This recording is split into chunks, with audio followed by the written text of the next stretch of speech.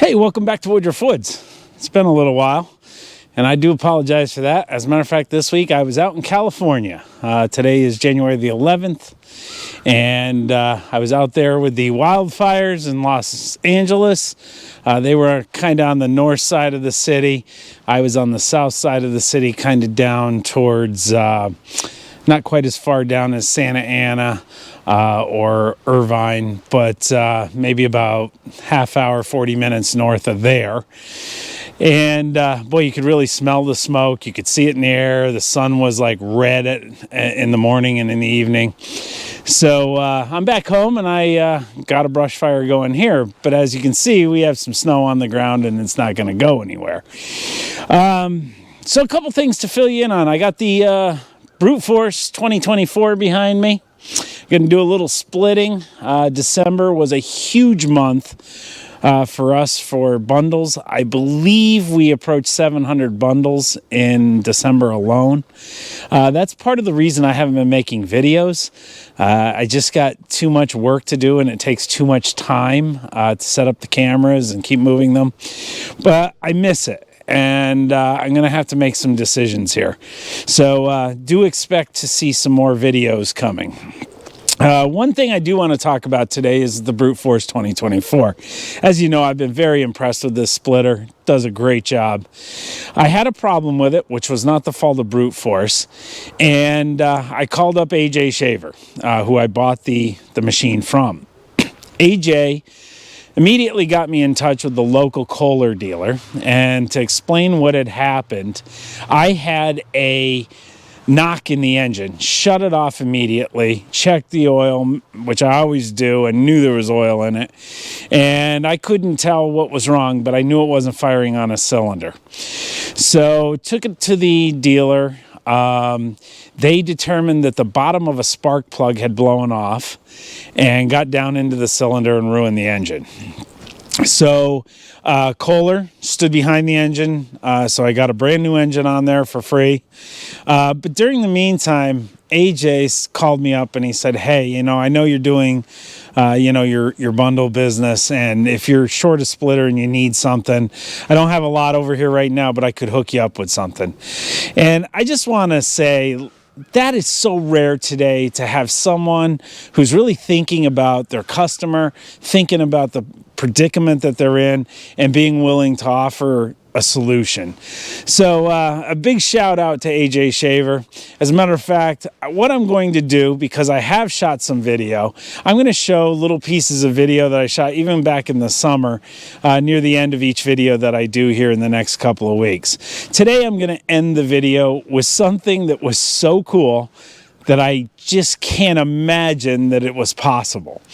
And what had happened was, we had a triaxle stuck here on my property, and the towing company came out. I think they called them rotators, and they picked that dump truck up full of topsoil and sat it back out on the road. And didn't even know that was possible, and I'll show you that video here at the end. But right now I'm gonna get started doing some splitting, and I'll show you a little bit about what I'm burning here. It's mostly just pieces of old ash trees that have fallen down, and I piled them up, and hopefully they burn. They're kind of wet, but we'll see. You might even be able to see that smoke blowing towards me right now. So anyway, hope you'll stay tuned, and glad to be back. So while I get that warmed up, I'm going to take a little walk here up to my fire, show you what I got going. It's quite cold today. It's not terrible. I enjoy the cold, so it's not bad for me. Others would say it's quite cold because there's a little breeze as well, but it's probably in the mid-20s, and like I say, a little breeze here and there. So I'll turn you around here and show you my fire. So as you can see, it's just a bunch of wet, dead wood. But I do have some flames down in there. And I think we got a bed of coals in there. So it should be enough to, burn it. It'll take a while. But started it with some Christmas paper. After you open all those gifts, you got all that paper, and what do you do with it? And this is a good way to get that pile started. So without further ado, I'm going to get that brute force going and split some firewood. We're splitting some soft maple and some black birch, and it's kind of the last of my my pile. I had gotten a load of logs, and it really did me a solid giving me wood that'll season quickly. Obviously for bundles I'm not worried about longevity of burning or anything like that.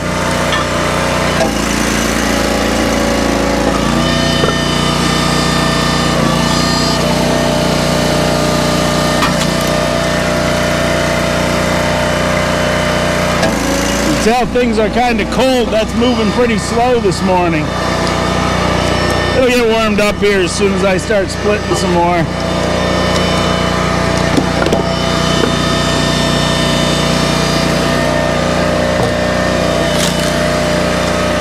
So a little update on Dallas.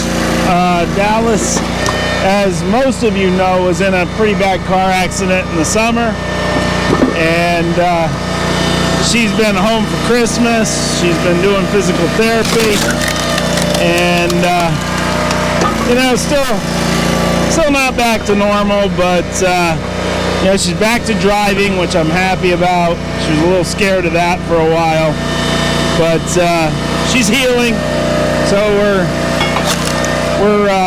real happy that, you know, that's behind us, at least mostly.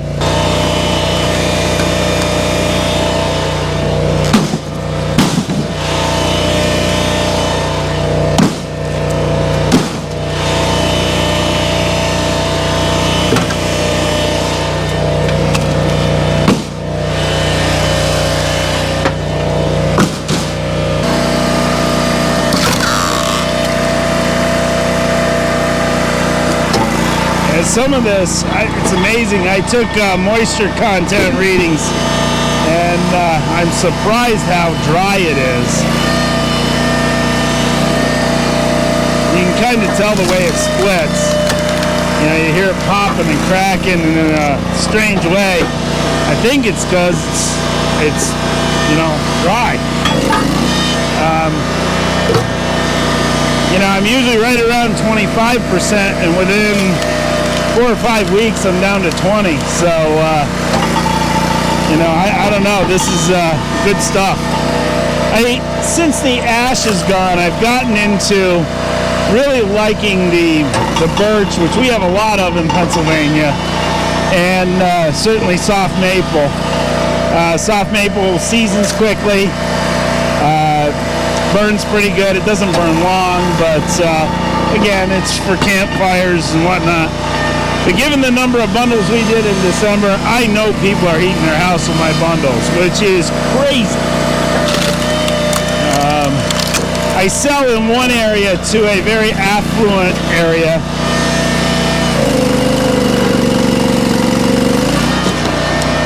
And up there's a lot of old homes, like, you know, probably some of them built probably in the 1700s.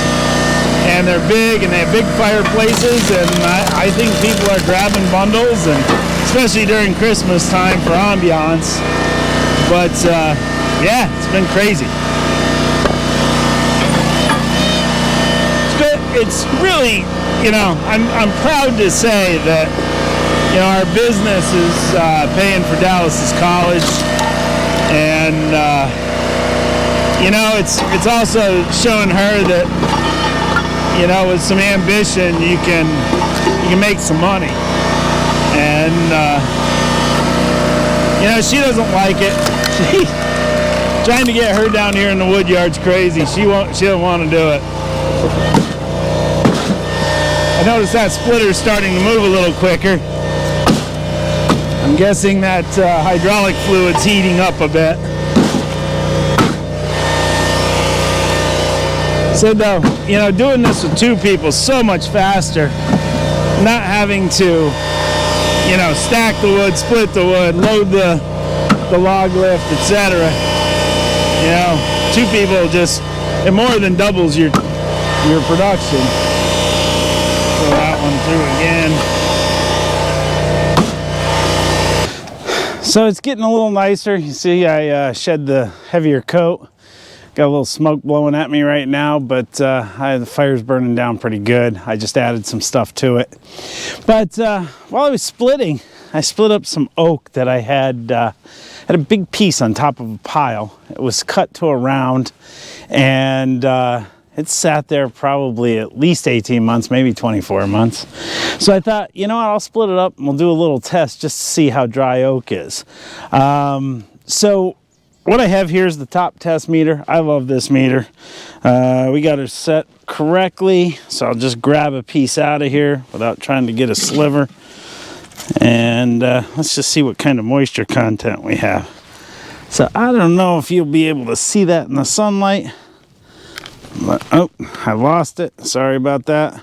30%, 29.5. So even, you know, sitting up there and around, oak does not like to dry. And that's why I don't deal in a lot of oak except for myself. So anyway, that's going to be all for me. I'm going to show you that towing video now, and we'll catch you on the next one. Well, we were having a little dirt delivered, and we ran into a little bit of a problem. So as you can see, the tow truck's here. The tri-axle is down over the hill.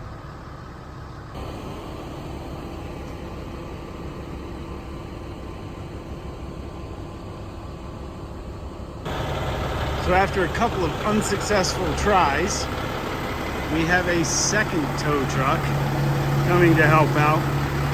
I was talking to the owner of this. He said he just bought this truck.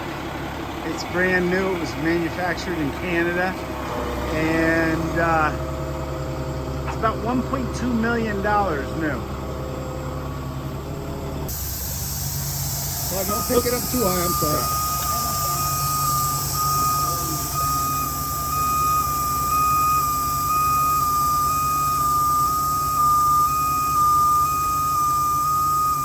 So this is an interesting unit. This set of tires right here, they turn just like the front wheels. So it's kind of four-wheel steering there. So as you can see, this is all remote control. Wow. Everything they need to do is on with this little unit here that he's holding. Yeah. To give a plug, it's Falzone Towing. They're in Wilkes-Barre, Pennsylvania.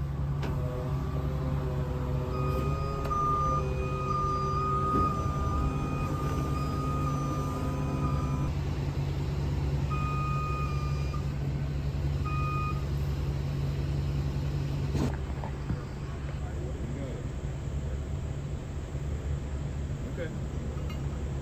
Sounds good. That's what they said, but if you want to leave with the big record and we'll send someone else up there, you know?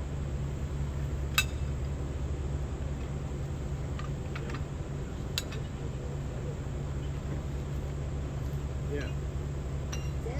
Damn, he can't walk there. Danny's truck's there.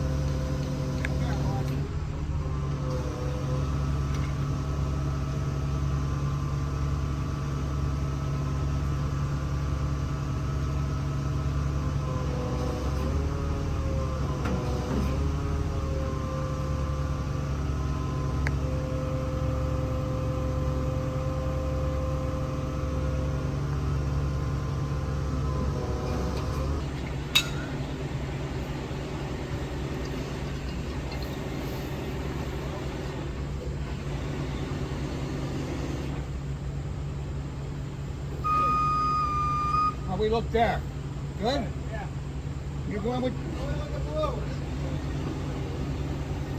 You need to go up a little bit higher with this boom now. You know that?